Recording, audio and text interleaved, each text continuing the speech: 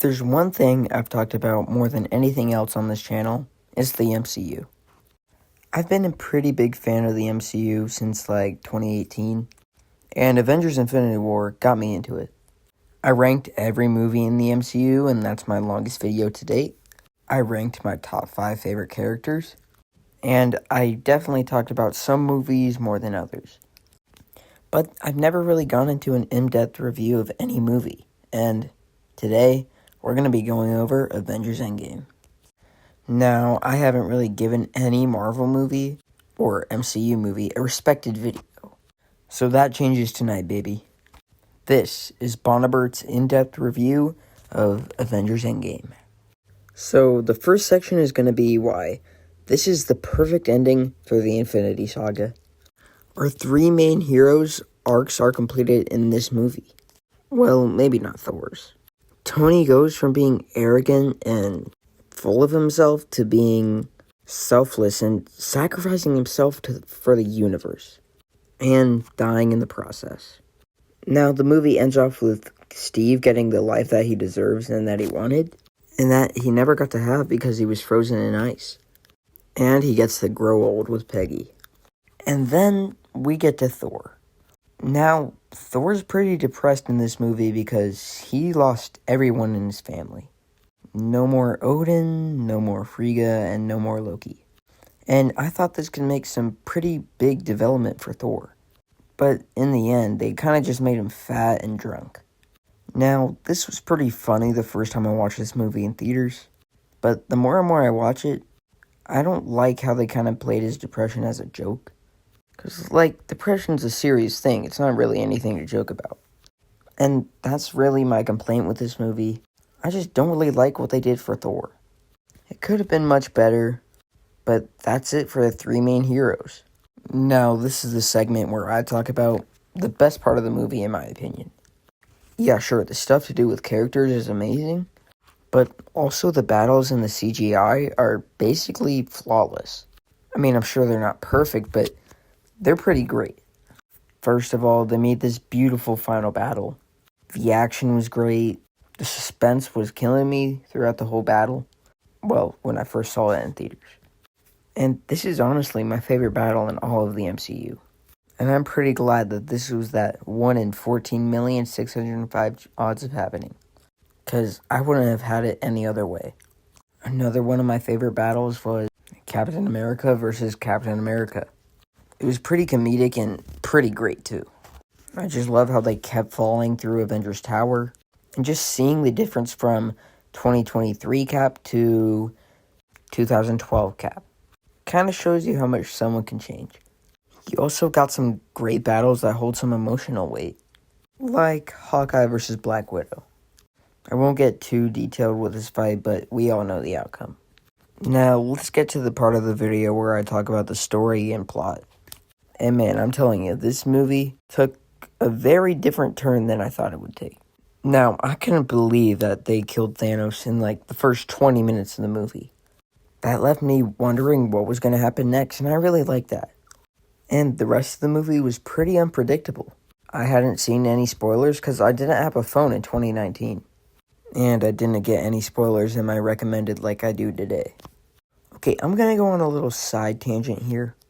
If you go to a movie theater and record videos of Marvel movies and post them on YouTube, you are one of the most annoying people of all time.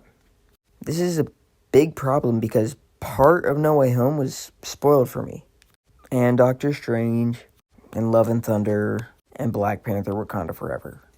When I saw those leaks, I was sad because I didn't get to really experience the story. Because for most of those movies, I wanted to go in blind. Especially No Way Home. That's the end of my little side rant. I'm sorry about that. But if you made it this far, you might as well subscribe. It's free and I'm on the road to 1,000. So make sure you click it and let's get back into the video. What was I saying? Oh yeah, I liked how they killed Thanos in the first 20 minutes, so it was pretty unpredictable. I didn't really see anything else coming.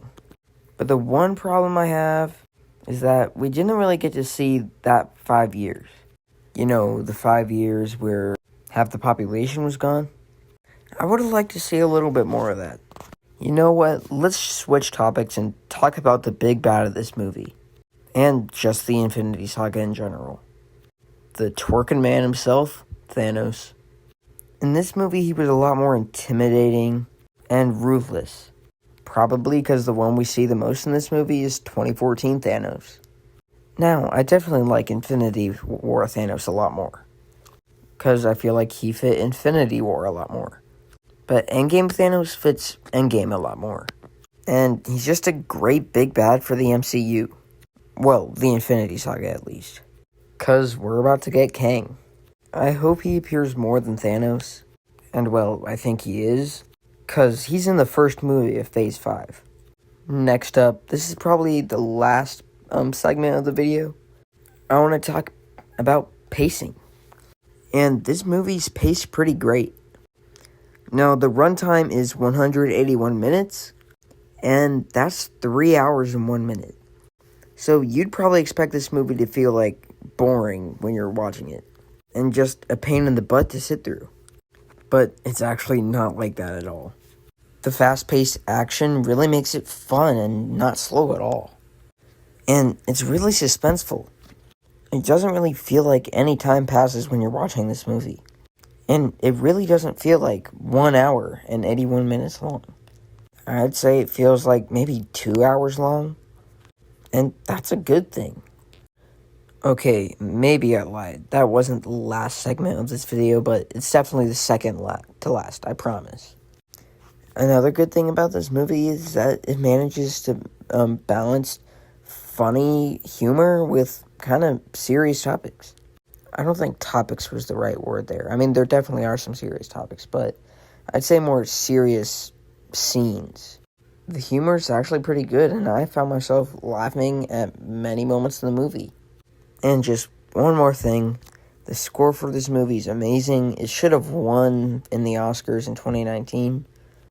Actually, I don't know if it did, but I'm pretty sure Rise of Skywalker did, and I'm sure it didn't deserve it. But this movie deserves it. The music really brings you into the movie, and that's what a good score does. A movie isn't a movie without a good score. Like, can you picture this movie without the score? Or the main Avengers theme playing when Captain America says, "Avengers! Assemble." Because you can't picture that. This movie does it right. And it's got one of the best scores in any Marvel movie.